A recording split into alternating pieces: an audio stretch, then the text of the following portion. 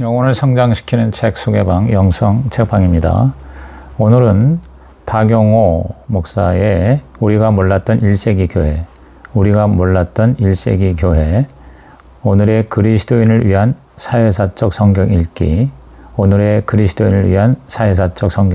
를 정리해 드립니다. 2021년 8월 6일 IVP에서 출판되었고요. 271페이지에 정가는 14,000원입니다. 저자 박용호 목사를 소개합니다. 우리 날개에 있는 저자 소개를 읽어드리겠습니다. 1세기 문서인 신약성경이 21세기에도 갈 길을 보여준다고 믿는 말씀의 일꾼, 부산대학교 영문과와 장로의 신학대학원을 졸업했다. 미국 예일대학 신학부에서 석사학위를, 시카고대학 인문학부에서 신약과 초기 기독교 문서 전공으로 박사학위를 받았다. 예일대학교 재학 시 웨인 믹스 교수와의 만남은 이후 학문의 중요한 방향을 제공했다. 2005년 시카고 지역에서 약속의 교회를 개척해 10년 동안 섬기었고 2015년에 교육해서 한일 장신대학 신약학 교수, 경건 실천처장으로 일했으며 한국 기독교 신학 논청 편집 주관을 지내기도 했다. 현재 포항제일교회 담임 목사, 미래 목회와 말씀연구원 원장으로 섬기고 있다. 목차를 한번 읽어보겠습니다. 서론은 다시 들여다보는 1세기 교회 이야기. 1장 초대교회 교인들의 사회적 계층. 2장 초대교회와 닮은 꼴 찾기 1. 자발적 조합. 3장 초대교회와 닮은 꼴 찾기 2. 가정교회는 교회인가. 4장 초대교회와 닮은 꼴 찾기 3. 초기 교회는 철학 학파였는가. 5장 초대교회와 닮은 꼴 찾기 4. 회당. 6장 초대교회의 제도적 다양성. 7장 너와 네 집이 구원을 얻으리라. 빌립보 선교의 사회 경제적 맥락. 8장 1세기 회당과 교회에서의 여성의 위치. 9장 초기 기독교와 노예 제도. 10장 초기 그리스도인의 교육 수준. 11장 그들은 어떻게 예배했을까. 12장 그리스도인들은 왜 핍박을 받았을까. 부록 성경 해석과 사회사. 이상 목차입니다. 그럼 책 속으로 들어가겠습니다. 2000년 전 성경시대와 우리의 세계는 얼마나 다른지 모른다. 성경의 신앙을 배우기 위해서는 역사, 문학, 신학의 세 가지 분야의 지식이 필요하다. 교회라고 번역하는 에클레시아는 고대 그리스에서 온 시민이 함께 모여 도시의 삶 전반을 논하던 시민 집회를 뜻하는 단어였다. 헬라어가 로마가 되면서 민주정치는 무너지고 한때 영예로운 단어였던 에클레시아가 서민들의 작은 모임에 해당되는 값싼 단어가 되고 말았다. 중세의 멋진 성이라는 캐슬이라는 단어가 한국에서 중소형 아파트의 이름으로 쓰이는 예와 비슷하다. 에클레시아라는 단어 하나를 봐도 주전 4세기에서 주 1세기 사회의 변화를 추적하는 역사, 바울이 서신을 쓰면서 에클레시아라는 단어를 사용한 수사적 의도로서의 문학, 그리고 그런 단어를 쓴 바울과 초대교회의 자기 및 세계 이해라는 신학의 세 가지 영역을 다룰 수 있다. 성경에 대한 비평적 접근이 필요한 이유는 성경을 읽을 때 받는 인상, 즉 영어로 impression이 우리의 문화적, 종교적 선입견, 영어로 preconception에 좌우될 수 있기 때문이다. 엄밀하게 말하면 성경에 대한 비평이라기보다 우리의 선입견을 벗기기 위해 자신의 생각에 대해 비평적이어야 할 것이다. 교회 개혁의 진정성은 자신의 열정과 순수성이 아니라 진리에 기초해야 한다. 그러기 위해서는 우리가 복원해낼 수 있는 역사적 사실에 어긋나지 않아야 한다. 현존하는 어떠한 교회 운동도 어느 정도 신약 성경에 근거를 두고 있지만 그 어느 것도 신약을 대표하는 교회라고 주장할 수 없다. 이 책은 초기 교회의 사회사 연구이다. 2016년부터 3년간 하나님 나라 큐티라는 잡지에 연재한 글을 정리한 것이다. 이 책을 통해서 새로운 시각으로 성경을 읽고 초기 교회의 삶을 생생하게 상상할 수 있기를 바란다. 서론, 다시 들여다보는 1세기 교회 이야기. 사도행전 19장에 나오는 두란노 서원의 영어 타이론트는 본래 폭군, 독재자를 의미한다. 서원이라는 헬라어 스콜레는 여가라는 뜻에서 파생되어 상류층 사람들이 여유 시간에 강의를 듣고 공부하는 행위를 가리킨다. 여기서 영어의 학교 스쿨이 나왔다. 주후 1세기에는 중소상공인들이 자신들의 일터를 가리키는 말로 사용되었다. 그런 사회적 배경을 볼 때 두란노 서원은 두란노 공장 혹은 공방이라고 하는 것이 더 자연스럽다. 바울은 아마도 동역자들과 함께 두란노 공장에서 노동을 하고 쉬는 시간을 이용해서 성경을 공부했을 것이다. 고된 노동에 지친 몸을 이끌고 온 사람들이 좁은 공간에서 서로의 불편한 채취를 무릅쓰고 사도의 말씀을 경청한 자리이다. 기독교 본래의 모습을 알려면 처음 그리스도인들의 삶의 정황에 접근할 수 있어야 한다. 공동체가 처한 사회적 삶의 자리를 알아야 하는 것이다. 그 당시의 사회상을 제대로 알지 못한 채 현대 상황과 동일시하는 것을 피해야 한다. 예를 들어 여성의 위치, 노예의 상태, 예배의 모습 등이 오늘 우리가 생각하는 것과는 거리가 있다는 것이다. 모든 신학적 진술은 1세기를 살아간 초기 그리스도인들의 삶의 현실에 뿌리박고 있다. 바울 서신은 땀 냄새나는 삶의 현장으로 보낸 바울의 목회적 편지이다.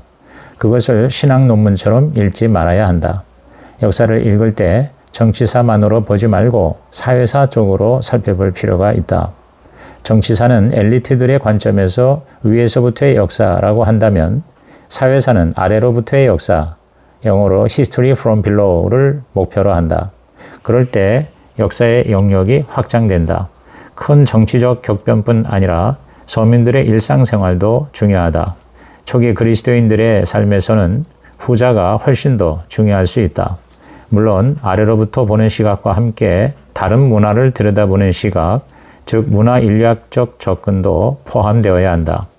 기존의 고대 역사 연구는 대체로 엘리트들이 남긴 문헌을 중심으로 진행되어 왔다. 로마의 역사를 기록한 키케로, 타키투스, 카시우스, 요세푸스, 필론 등은 당시 상위 1%에 속하는 왕족이나 귀족 입장에 있는 자들이다. 로마 황제의 후원으로 글을 쓰던 역사가와 달리 바울은 밤낮으로 일하면서 전도하는 가운데 일반 서민들을 향하여 편지를 썼다. 그러므로 성경을 이해하기 위해서는 첫째, 비평적으로 읽어야 하고 둘째, 서민의 생활을 직접 보여주는 자료들로 시야를 확장시키는 것이 필요하다. 사회사적 연구는 엘리트 지식인들이 남긴 문헌 자료, 영어로 literary sources의 한정된 시각을 비문헌 자료, 영어로 documentary source로 확대해서 보는 것이다. 성경을 제대로 읽기 위해서는 의미 있는 비평적 질문들을 해봐야 한다. 출발점이 되는 질문의 사례에 대해서 31페이지, 32페이지를 한번 읽어봅니다. 예수 운동은 가난한 이들의 운동이었는가? 단일 계층의 운동이었는가? 아니면 다양한 계층이 섞여 있었는가? 섞여 있었다면 그들의 내적 관계는 바깥 사회와 얼마나 비슷했으며 어떤 점이 달랐는가? 그들이 교육받은 정도는 어떠했는가? 그들은 어떤 장소에서 모였는가? 모임 장소가 그들의 공동체에 어떠한 영향을 끼쳤는가? 과연 가정교회가 초대교회의 주도적 형태였는가? 교회의 직제는 어떻게 발달했는가? 그들은 공동생활을 했는가? 공동경제생활은 예루살렘 최초의 공동체에만 국한된 것이었는가? 예수에게 여성 제자들이 있었는가? 초대교회에서 여성 리더십이 차지하는 비중과 이에 관련한 문제들은 어떤 것이 있었는가? 그들은 어떻게 예배했는가? 어떻게 헌금했는가? 성찬은 어떻게 진행되었고 세례는 어떠한 사회적 의미를 지니고 있었는가? 그들은 바깥 사회와 어떠한 관계를 맺고 있었는가? 핍박을 받았다면 그것은 기독교의 정체성 형성과 어떤 관계가 있었는가?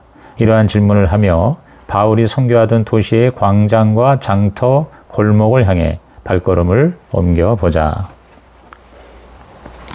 초기 기독교는 과연 빈민들의 운동이었나?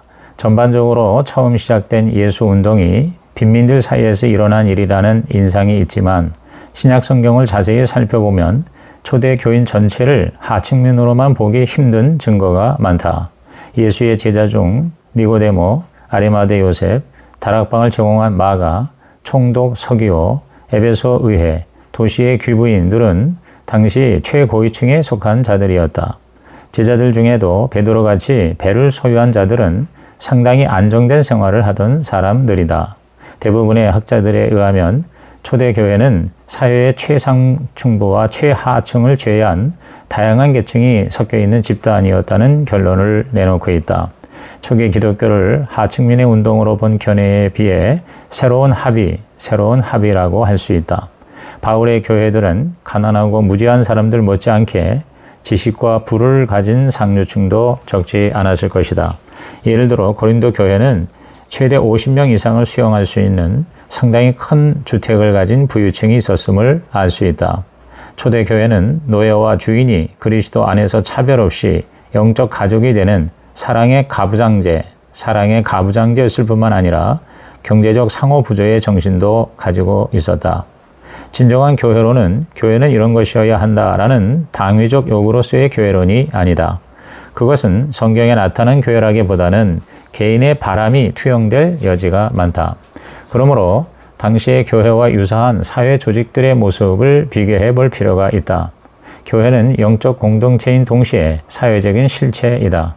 교회와 닮은 꼴 조직으로는 첫째, 유대인들의 회당이 있다.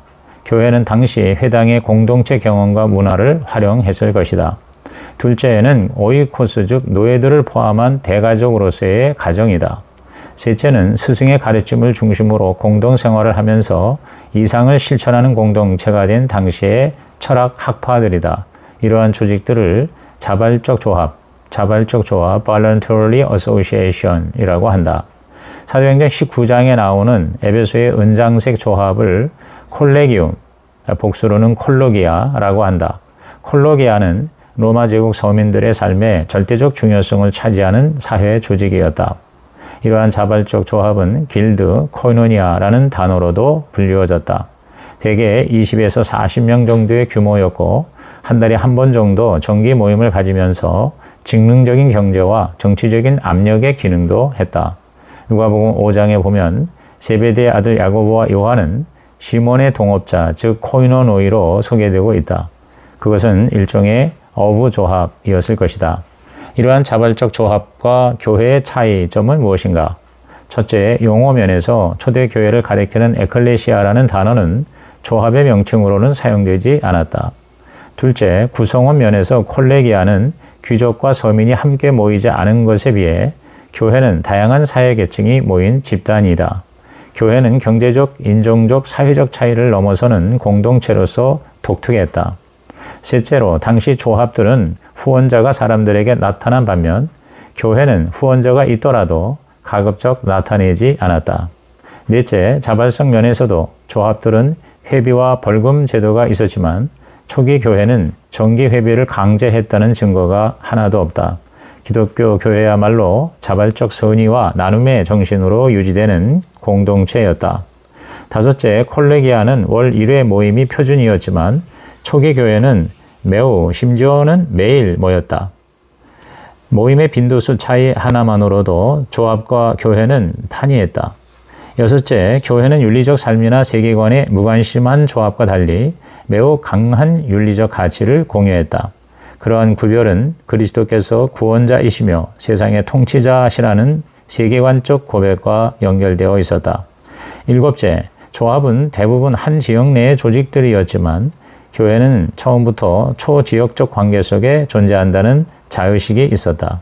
지역을 초월하여 여행하면서 복음을 전하는 사도들이 시작했고 여행자들을 형제 자매만이라는 이유로 환대한 것은 초대교회 선교가 성공하는 결정적 요인이 되었다. 여덟째, 조합은 시민사회의 일원으로 인정받기 위해서 애썼지만 교회는 시민사회와 자신들을 구별하는 자의식이 강했다. 세상의 판단 기준보다 하나님 앞에서의 인정이 더 중요했던 것이다. 이 같은 차이점은 교회가 다른 사회 조직과 상당한 유사성을 가지면서도 그들과는 본질적으로 다른 자의식을 가졌음을 확인하게 해준다. 초대교회는 적어도 3세기 전까지는 예배를 위한 건물을 따로 짓지 않았다. 그들은 가정에서 모였고 가정의 친밀감을 누리는 공동체를 만들었다. 그런데 사실 성경시대의 오이코스 즉 집은 친밀감이 보장되는 사회적 단위는 아니었다. 당시 도시 주민들이 살던 인슐라는 10평 남짓의 오늘의 원룸 같은 공간으로서 주방도 없었다.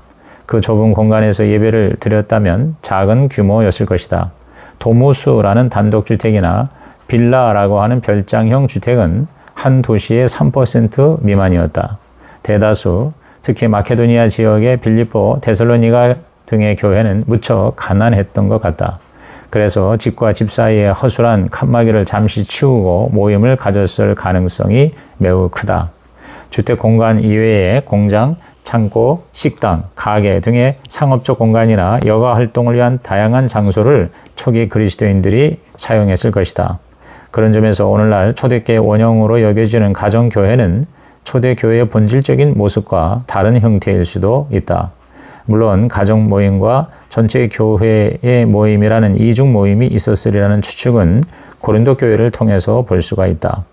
그러나 당시의 집, 즉 오이코스는 가부장적 제도가 강력한 억압적 공간으로서 여겨지는 경우가 많았다. 그런 점에서 가정 같은 교회라는 말은 1세기 교회와는 어울리지 않는다. 가정 같은 교회는 현실의 가정보다는 가정이라면 그래야 한다는 당위의 가정이다. 교회를 교회로 만드는 것은 그리스도의 현존이다. 교회의 주인은 사람이 아니라 그리스도시다. 그리스도 예수 안에서 하나 되는 곳이다. 초기 교회는 그리스도 신앙의 고백이 형성한 공동체였다. 예수의 제자가 된 모든 이들이 물리적 공간으로서의 집을 떠날 필요는 없었지만 억압과 착취의 사회적 공간으로서의 집은 떠나야 했다.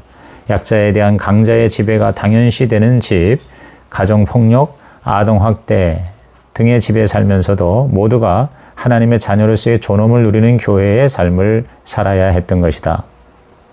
모든 철학의 궁극적 관심은 신에 대한 이해에 있다. 초기의 기독교가 철학 학파와 닮은 것이 많다는 주장은 일리가 있다. 그리스 로마 시대에는 한 종교에서 다른 종교로 개종 혹은 회심을 요구받지 않았다. 로마는 새로운 나라를 점령하면 그 나라의 신상을 가져와 만신전에 세워 놓았다. 신의 통합이 국가 통합의 상징이었다. 철학 학파들과 초기 예수 운동의 가장 중요한 유사성은 창시자와의 관계이다. 철학자들이 소크라테스의 제자라면 유대교인들은 모세의 제자들이고 그리스도인들은 예수의 제자들이다.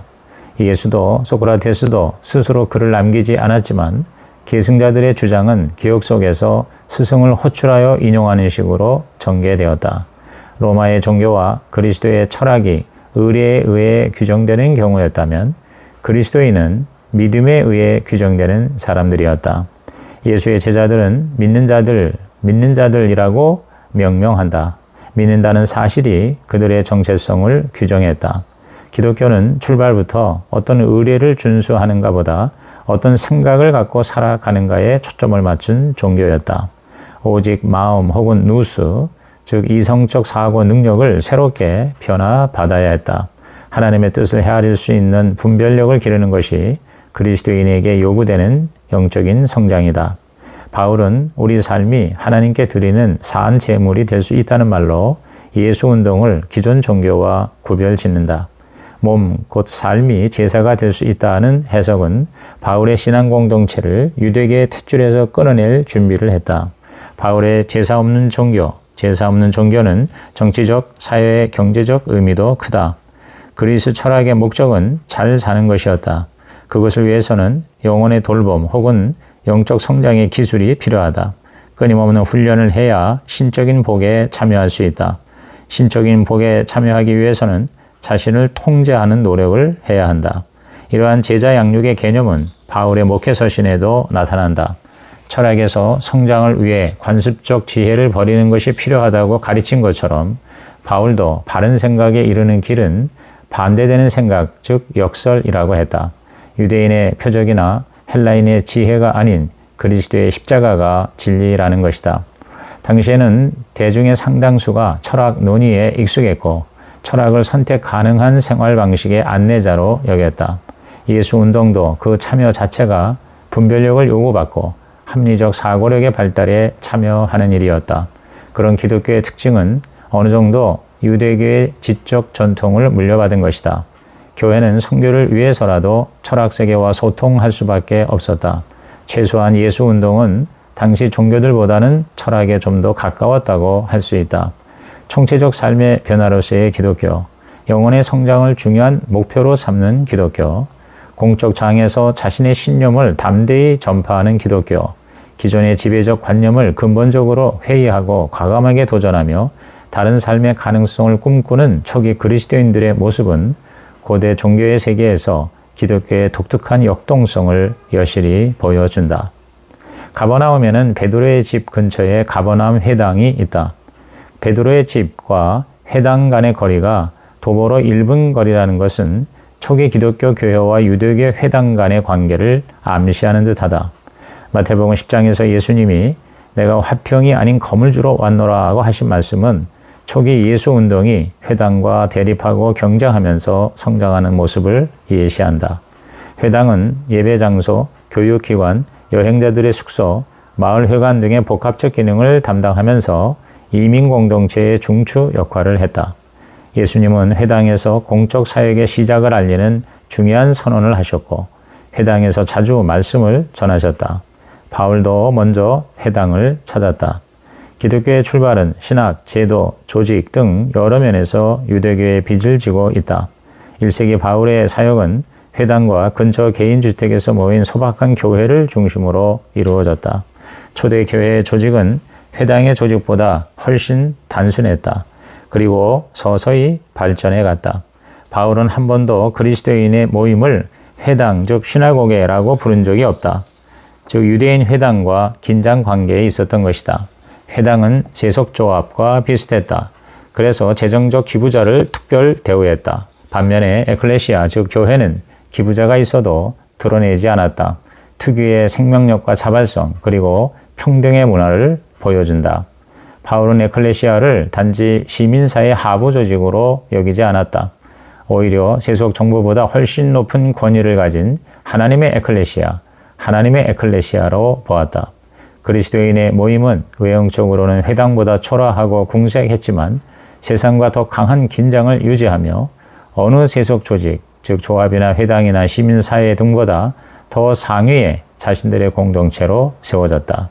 교회가 시민사회와 유력조합, 회당의 틈바구니에서 막 생성되어 수십 명에 불과한 모임으로 출발했지만 세계적 네트워크를 마음에 두고 있었다는 것은 당시 그 어떠한 그룹도 생각하지 못한 차원의 사고이다. 그리스도를 예배하는 교회는 당시 사회에서 파격적인 모습을 보였다. 회당과의 비교는 사회적 실체로서의 교회의 정체성에 중요한 통찰을 전해준다. 1세기 로마 제국의 절대 다수는 가난한 사람들이었다. 그러한 사회에서 교회는 경제적 공동생활을 통해 말이나 감정이 아닌 구체적인 생활의 필요를 함께 나누었다. 데살로니가 교회와 빌립보 교회는 가난했지만 넘치는 기쁨으로 더 가난한 사람들을 돕기 위해 연보를 모았다.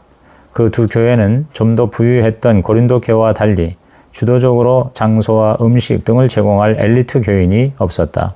그래서 스스로 자급자족 구조를 만들었다. 그런 과정에서 교인들의 기존 사회 조직이나 공동체의 경험들이 자연스럽게 사용되었다.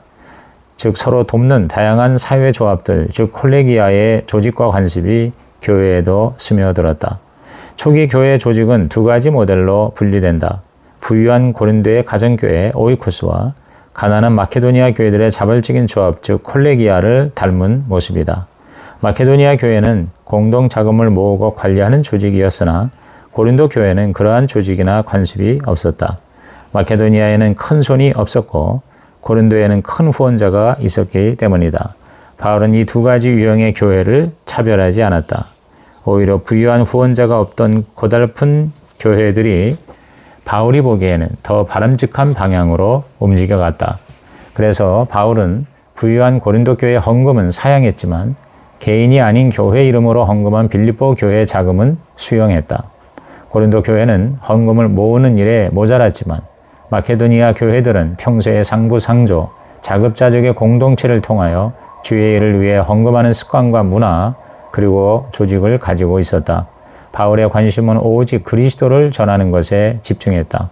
복음의 진리에 부합하는 가치를 확실히 붙들었다. 구체적 제도보다 복음의 본질을 구현하는 틀을 만들어 가는 일에 초대교회는 힘을 쏟았다. 오늘 우리 현대교회가 그러한 초대교회 모본을 절실히 배워야 할 것이다. 너와 네 집이 구원을 얻는다 라는 말은 사도행전 16장에 나오는 바울의 빌립보 선교의 절정이다. 빌립보는 로마의 축소판 도시다. 로마의 삶을 보여주는 것이었다. 고린도는 그리스의 전통이, 빌립보는 로마의 전통이 가득했다. 빌립보에는 회당이 없었다. 그래서 바울은 프로스케라는 기도처를 찾았다. 바울은 로마적 삶으로 충만한 빌립보에서 매우 조심스러워했다. 사도행전 16장에 보면 점시는 귀신 들린 여종이 따라다니며 소리칠 때 심히 괴로워한 이유가 여기에 있었다. 로마적인 삶의 원리를 해치는 결과가 두려웠던 것이다. 로마적 삶의 원리는 노예에 대한 주인의 권리로 요약되는 가부장적 권리에 대한 존중이었다. 주인은 노예와 그 가족의 생살 여탈권과 같은 절대적 권리를 가지고 있었다. 노예는 한 인간이기 전에 주인의 재화이다. 그 주인의 권리를 침해하는 것은 로마 사회의 근간을 흔드는 일이다. 노예라는 재산권을 침해하는 것이 로마 사회에서 얼마나 위험한 행동인지를 바울은 익히 알고 있었다. 그래서 그는 빌립보의 귀신 들린 여종에게 축사의 행동을 괴로워하면서도 며칠이나 지체했던 것이다.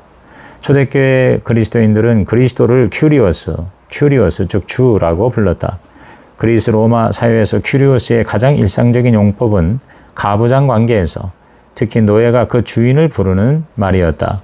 바울은 실제로 자신을 그리스도의 노예, 즉 종이라고 여겼고 그리스도를 큐리오스라고 고백했다. 바울 시대의 박해는 위로부터의 정치적인 박해보다 옆으로부터의 사회적 박해가 대부분이었다. 그리스도인의 생활 방식이 제국의 에토스, 즉 생활 방식의 균열을 가져왔기 때문이다. 로마 제국은 노예를 사람이 아닌 재화로 보는 사고를 기반으로 가부장의 폭압적 권위를 통해 유지될 수 있었다. 그러니 기독교가 노예의 인권을 보장함으로 경제적 손실을 본다고 생각한 당시 사회에서는 교회에 대해 긴장관계를 가지지 않을 수가 없었다. 사도행전 19장에서 에베소 은장색들이 난동을 일으킨 사건도 사실은 경제적 동기 때문이었던 것이다. 기본적으로 노예나 그들의 자녀에게는 네 집이 있을 수 없었다. 주인의 집이요 아버지의 집일 뿐이다. 그래서 노예까지 영적 가족이 될 수 있는 기독교 선교 운동이 가정이라는 사회의 기본 단위를 흔드는 위험한 운동으로 인식된 경우가 많았다. 이러한 맥락에서 주 예수를 믿으라. 그래야만 너와 네 집이 구원을 얻으리라고 바울이 한 가장에게 말한 것은 바울의 빌립보 사역 전체의 절정이라고 할 수 있는 것이다. 사도행전은 한편으로는 로마의 체제를 존중하는 그리스도인들의 태도를 대변한다. 그러나 다른 한편으로는 그 체제 위에 계신 하나님, 당신의 뜻에 맞지 않는 체제라면 언제든지 지진으로 흔들 수 있는 하나님을 함께 증언하고 있다. 예수 운동 최고의 사회적 지향은 갈라디아서 3장 28절이다. 너희는 유대인이나 헬라인이나 종이나 자유인이나 남자나 여자나 다 그리스도 예수 안에서 하나이니라. 갈라디아서 3장 28절. 성경과 기독교 복음이 전파되는 곳에 여성의 인권이 신장된 예는 역사 속에 무수하다. 1세기 사회 대부분의 시설은 남녀 공간이 엄격히 구분되어 있었다. 그리스와 로마 간의 문화적 차이도 분명히 있었다. 사도 바울이 고린도 교회에서 여자에게 수건을 쓰라고 한 것은 보수적인 그리스 문화편에 선 결과이다. 로마 여인들은 머리에 수건을 쓰지 않고도 밖에 나설 수가 있었다. 그리스 문화 대 로마 문화라는 구도는 신약성경 본문의 배후에 작용하고 있었다. 유대는 그리스 문화권 속의 하위 문화라고 할 수 있다. 당시 아내는 남편을 큐리오스라고 부르는 관행이 있었다. 바울은 남성, 여성뿐 아니라 사회 경제적 차별, 무엇보다 유대인과 이방인 사이의 종교적, 문화적 장벽을 넘어서고자 각별히 노력했다. 오늘의 교회는 여성의 목소리를 존중하고 소중히 반영해야 할 뿐 아니라 이 땅의 다양한 약자를 존중하고 보호하며 그들을 하나님 나라의 증인으로 초청하는 흐름과 함께해야 한다. 당시 여성들은 법정에서 증언할 능력이 없었다. 그런데 예수 부활의 첫 증인으로 여성들이 선택되었다는 것은 매우 이례적이다. 그리스도 안에서 모든 사람이 하나라는 말은 그리스도로 인해 새로운 피조 세계 안에서 하나라는 것이다. 그리스도의 부활을 증거하고 그 현실에 참여하는 공동체는 이미 그 새 창조 안에 들어와 있는 것이다. 그 세계의 여성들도 똑같이 하나님의 형상으로서의 존엄성이 온전히 회복된 존재로 참여하는 것이다. 부활의 첫 증인으로 여성을 택하신 하나님이 그 나라의 삶을 친히 보여주신다. 남성과 여성뿐 아니라 유대인이나 헬라인의 경계, 그리고 자유인과 노예의 경계도 예수 그리스도 안에서 무너지고 말았다. 이 세 가지 장벽을 넘어서 하나 되는 교회의 삶은 예수 그리스도의 삶과 죽음과 부활에서 이미 시작되었다. 우리가 복음의 메시지와 예수의 정신을 참으로 본받을 때 교회는 좀 더 조화롭고 평등한 삶을 향해 여자와 남자가 자신의 잠재력을 유감 없이 발휘하는 사회로 가는 길을 제시할 수가 있을 것이다. 로마 사회에서 노예를 소유하는 것은 현대인이 자동차를 소유하는 것처럼 흔하고 자연스러운 일이었다. 로마의 노예는 19세기 북미의 노예제와는 차이가 있다. 로마의 노예제는 열린 시스템이었다. 노예가 될 가능성은 누구에게나 열려 있었다. 즉, 빚, 전쟁, 납치, 가난 등으로 노예가 되었고, 자유인이 자녀나 스스로를 노예로 파는 경우도 많았다. 생활 영역이나 직종 등에도 자유인들과 함께 노예에게는 열려 있었다.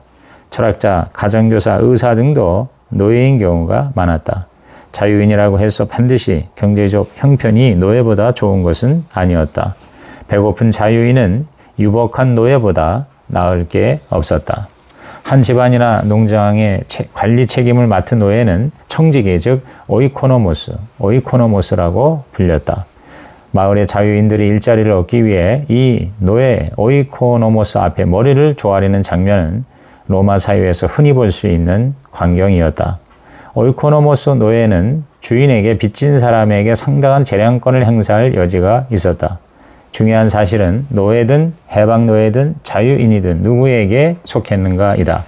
그리스도에게 속한 자라는 자의식은 초대교회 성도들이 자신의 신분과 구원의 현실을 설명하는 중요한 개념이 되었다. 그리스도인은 가이사, 즉 황제보다 더 높으신 그리스도의 노예이다. 대부분의 노예들은 비참했지만 주인의 가정에서 태어나 함께 생활하는 베르네라는 노예들은 형편이 좋았다. 로마에서는 한 주인의 집에 400명이 넘는 노예가 함께 귀거했다는 기록도 있다. 최상층 주인의 노예들은 가난한 자유인이 꿈도 꾸지 못할 정도의 호사를 누리는 경우가 많았다. 그리고 개별적으로 노예에서 해방되는 경우도 적지 않았다. 이른바 속량, 리뎀션이라는 절차를 통해서 노예는 자유인이 될 수 있었다. 죄라는 주인의 노예에서 그리스도의 노예로 바뀌는 것이 기독교적 속량이다. 로마 사회에는 자유인, 프리, 노예, 슬레이브, 그리고 노예에다가 해방된 해방노예, 프리드의 세 계층으로 구성되어 있었다. 해방된 노예들은 대체로 옛 주인의 그늘을 떠나지 않고 그 영향권 아래에 머물렀다. 바울과 초대교회는 노예제 철폐를 주장하거나 노예제를 넘어서는 사회를 꿈꾸지는 않았다. 그러나 그들이 복음에 충실하고자 했을 때, 그리고 그리스도로 인한 새 창조의 빛 아래에서 동료 그리스도인을 바라볼 때 노예제와는 조화될 수 없는 진리의 핵심에 가닿았던 것은 분명하다. 복음은 이전과는 다른 시각으로 동료를 바라보게 한다.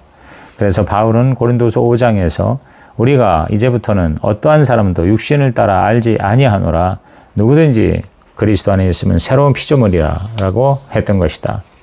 고대 세계 문해율은 10% 미만이었다.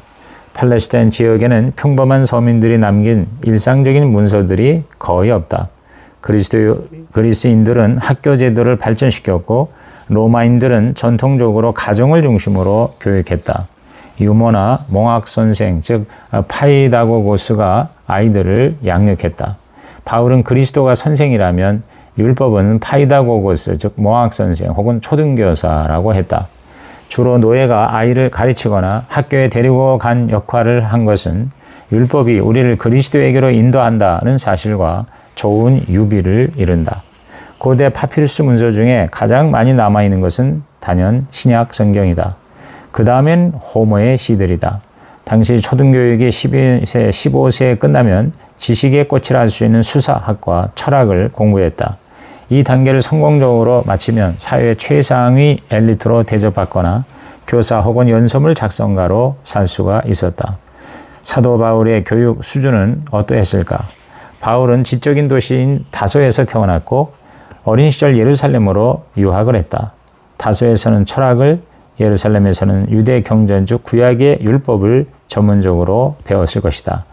그의 서신을 보면 수사학적 논리 훈련도 높은 수준으로 받았을 것이다. 예수님은 성장 배경이나 외적인 이미지 등을 볼 때 공식 교육을 받지 않으신 것으로 보이지만 히브리어를 어느 정도 읽을 수 있으셨을 것으로 추정된다. 갈릴리 출신의 예수 제자들은 학문 없는 범인으로 알려졌지만 글자를 전혀 모르는 자는 아니었다. 당시 예루살렘의 지적 활동은 거의 제사장 그룹에 의해 독점되었다. 글을 제대로 읽고 쓸 줄 아는 사람들은 10% 미만이었다. 편지 등의 문서를 앞에서 한 명이 낭독하고 청중은 듣는 것이 예배의 주요 요소였다. 청중은 내용을 듣고 소화해서 사고 과정에 참여하는 것이다. 영적 형성과 함께 지적 형성도 예배 공동체에서 일어났다. 이러한 지적인 성장이 1세기 교회에서 활발히 일어났다. 말씀을 듣고 묵상하며 그 의미를 이해하려 노력하고 자신의 삶에 적용하며 그 시각으로 자신의 세계와 경험을 해석해냈던 초기 그리스도인들의 지적인 노력이 기독교를 세계적 종교로 발돋움하게 했다. 당시 그리스도인들은 대단한 정규 교육을 받지 못했어도 논리적으로 정교한 언수를 이해할 수가 있었고 그런 언어로 소통할 수 있는 합리적 사고를 하던 사람들이었다. 그리스도인들의 신앙은 문자를 통해서 전달되었지만 문자에 갇혀 있지는 않았다. 바울은 문자로 된 글을 쓰면서도 문자는 죽이는 것이요 영은 살리는 것이라고 했다. 수사학적 기교를 사용하면서도 자신의 복음이 말의 설득력에 의지하지 않는다고 했다. 바울은 하나님이 세상에 미련한 것들을 택하사 지혜 있는 자들을 부끄럽게 하려 하시는 의도가 있다고 했다. 고대인들은 글로 표현되지 않은 지식의 가능성에 대해 열려 있었다. 그러한 개방성의 문화는 수많은 지식인들이 공식 교육을 받지 못한 예수를 예배하는 신앙을 가질 수 있게 한 것이다. 바울은 율법 조문은 죽이는 것이요 영은 살리는 것이라. 율법 조문은 죽이는 것이요 영은 살리는 것이라고 하면서도 글로 쓰는 편지 목회를 중요시했다. 현대와 다른 고대 그레코 로만 세계 문해율의 차이라는 단순한 수치뿐 아니라 그 사회적 의미를 이해하는 우리는 예수와 1세기 그리스도인의 세계에 좀 더 다가갈 수 있으며 복음의 능력이 갖는 다각적 의미를 파악할 수가 있을 것이다. 가난했던 초대교회 시절 여유 있는 좌석에 앉아 품격 있는 저녁 만찬을 즐기는 분위기를 극소수 부유층에게만 허락되었다. 초대교회 예배의 자리는 좁고 답답하고 악취까지 나는 공간이었을 것이다. 고린도전서는 초기 기독교 예배의 모습을 보여주는 가장 중요한 자료이다. 당시 예배는 회중의 참여와 하나됨이 강조되었다. 예루살렘 성전의 예배가 원리와 모범이 되었다. 기독교 예배의 가장 큰 특징은 희생 제사가 없었다는 것이다. 타 종교의 제의는 제사를 구경하는 정도였으나 기독교 예배는 식사와 함께 공동체적 참여가 특징이다. 기독교 예배의 독특성은 평등을 강조하는 것이다. 바울과 야고보가 예배 안에서 평등한 참여를 강조할 때 신학적 중심은 하나됨이었고 그 핵심에 그리스도가 있었다. 하나님과 함께 독특한 친밀감이 중요한 특성이다. 사회적 차별을 넘어 함께 밥을 먹는 공동체에 참여하는 것이 예배의 핵심이었다. 함께 밥을 먹는 행위의 예전적, 공동체적 중요성은 어떠한 추상적 신학 논의보다도 더 중요하다. 초대교회 예배의 또 하나의 중요한 요소는 거룩한 입맞춤이다. 그리스 문화에서는 아주 가까운 가족과 친족만 입을 맞추었다. 그러나 초대교회는 새 가족의 새로운 질서를 만들어 갔다. 초기 기독교 예배에서는 그들이 믿는 내용을 전달하는 것이 핵심을 이루었다. 사도들의 가르침을 듣는 것, 언어로 진리를 전달하는 것에 초점을 맞춘 예배였다. 예배의 교육적 기능도 중요한 특징이다. 바울은 영적이라는 말을 합리적이라는 의미로 해석했다. 그래서 예배 행위보다 예배자가 중요했고 그들이 어떠한 생각을 가지느냐가 중요했다. 예배의 형식적 요소는 4가지로 요약된다. 첫째, 거룩한 입맞춤. 둘째, 예배에 부적합한 자들의 배제. 셋째가 마라나타, 재림의 기원. 넷째가 은혜, 즉 축도가 그것이다. 디다케가 전하는 예배 규정에는 세례와 성찬이 뼈대를 이룬다. 마가복음은 그리스도의 세례로 시작해 성찬 제정에서 절정을 이룬다. 마가복음은 기독교 문서 중에서 세례와 성찬이 강조된 최초의 문서이다. 분명한 것은 그들의 예배가 상당한 불편을 수반했다는 점이다. 예수 그리스도께서 십자가와 부활로 세계를 갱신하셨기에 새로운 현실이 우리에게 시작되었고 예배는 그 믿음을 구현하는 데 따르는 불편함이었다. 그들은 그리스도를 믿었고 믿는 대로 예배했다. 그것이 초대교회의 힘이었고 그들 예배의 매력이었다. 로마 제국의 황제들은 편지로 제국을 경영했다. 주 111년 본도 지역의 총독 플리니우스는 자기 지역의 그리스도인이라는 이름만으로 처벌할 수 있는지 황제에게 편지를 썼다. 이듬해인 112년에 트라이누스 황제는 답장을 썼는데 이 서신은 그리스도인들에 대한 최초의 문서이다. 당시 기독교 박해에 대한 사항이 정리되어 있다. 첫째, 기독교가 급속도로 전파되어 정권 차원에서 위협을 느낄 수준에 이르렀다. 둘째, 조직적이고 전면적인 박해는 아직 시행되지 않았다. 셋째, 박해는 정치적인 것이라기보다 민간에서 기독교를 불편하게 느끼거나 위협적이라고 생각해서 촉발된 것이다. 넷째, 박해가 적지 않은 그리스도인들을 믿음에서 떠나게 하는 작용을 했다. 물론 죽음을 각오하고 황제의 숭배를 거부했던 그리스도인들도 적지 않았다. 그리스도인들에 대한 본격적 박해는 주후 250년 테키우스 황제가 로마의 공적 신들에 대한 제사에 참여하지 않는 모든 사람을 벌한다는 칙령을 발표한 이후에 있었다. 그때로부터 밀라노 칙령으로 기독교가 공적으로 인정된 313년까지 제국 차원의 박해가 혹독하게 있었다. 로마는 이방 종교에 대해 호의적이었는데 기독교가 박해를 받은 것은 많은 소문과 오해 때문이었다. 그리스도인들을 가장 집요하게 따라다닌 치명적 죄명은 무신론자들이라는 말이었다. 로마의 종교는 황제와 국가에 충성하면 그만이었다. 로마인들은 삶에 닥친 불행의 원인을 신들의 노여움으로 이해했다. 그 촉발자를 그리스도인으로 본 것이다. 이 시기의 박해는 정권 차원에서 가한 위로부터의 박해가 아니었다. 동료 시민들에 의해 촉발된 옆으로부터의 박해였다. 당시 가정집에는 저마다 신상을 걸어놓고 있었다. 그런데 그리스도인들은 모든 우상과 신상을 거부했다.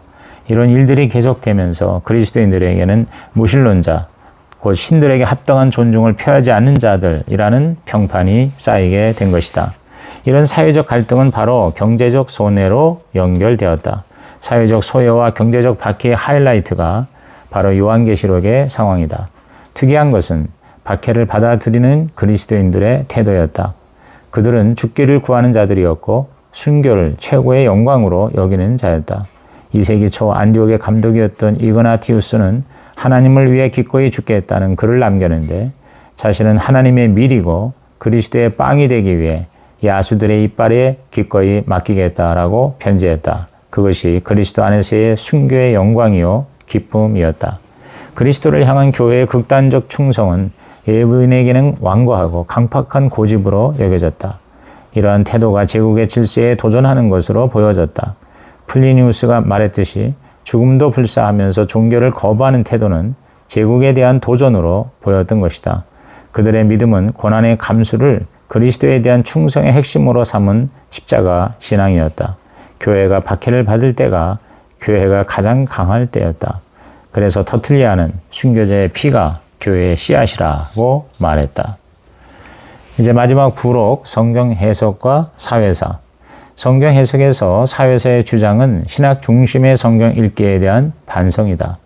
우리가 이해하고 살아가는 실제의 세계는 물리적 세계 자체라기보다 사회적 합의로 구성된 세계다. 그러므로 십자가라는 신학적 중심이 어떤 사회적 차원에서 기독교회를 형성해가는 중심이 되었는지를 살펴볼 필요가 있다. 기독교는 역사적 종교다. 예수라는 역사적 인물이 그 중심이다. 이스라엘의 모든 경험, 신약의 교회의 사건은 모두 다 역사 속에서 이루어진 것이다. 따라서 기독교 신학은 역사를 기반으로 할 수밖에 없다. 그리고 그 경험들은 사회적 차원을 지닌다. 사회적 실체로서의 교회의 성격을 무시하고 영적 실체로만 이해할 때 우리는 교회를 제대로 파악하기 힘들다. 역사의 의무가 기술, 즉 디스크립션이라면 사회학의 의무는 설명, 즉 익스플래네이션이다. 신학의 진술은 신학적 사고 안에만 머물지 않고 청중의 사회적 상황과 접맥되어 이해될 수 있는 통찰이어야 한다. 사회사는 정치사가 관심 갖는 큰 역사적 격변이 아니라 일상 가운데 역사하시는 하나님과 동행하는 일상의 영성을 배양하기 위한 신학적 자원을 제공한다. 성경을 영웅주의가 아니라 우리가 살아가는 일상의 이야기로 읽을 수 있는 시각이 필요하다. 그 영성을 떠받치는 신학의 토대, 그 신학의 근거가 되는 역사의 연구가 기반이 된다면 일상의 영성을 위한 자원들은 더 풍부해지고 구체화될 것이다. 성경 자체가 일상적 삶을 구성하는 다양한 사회적 조건 속에서 일어난 일들을 담고 있기 때문이다. 종교개혁자들을 포함한 신학적 담론은 거의 다 크리스텐뎀, 즉 기독교 제국주의의 것이다. 기독교가 사회의 강자였던 시대 혹은 문화적 주도권을 쥐고 있었던 시대의 것이라는 말이다. 그러나 본래 성경은 기독교가 사회적 약자이거나 핍박과 의심의 대상이던 시대의 것이다. 그런 이유로 사회사적 연구는 오랜 크리스텐뎀 기간을 거치는 동안 왜곡된 신학적 구도를 본래 성경의 맥락인 기독교 세계 이전으로 다시 가져가는 데 도움을 줄 수 있을 것이다. 이상으로 박용호의 우리가 몰랐던 1세기 교회, 우리가 몰랐던 1세기 교회 내용 소개를 마칩니다.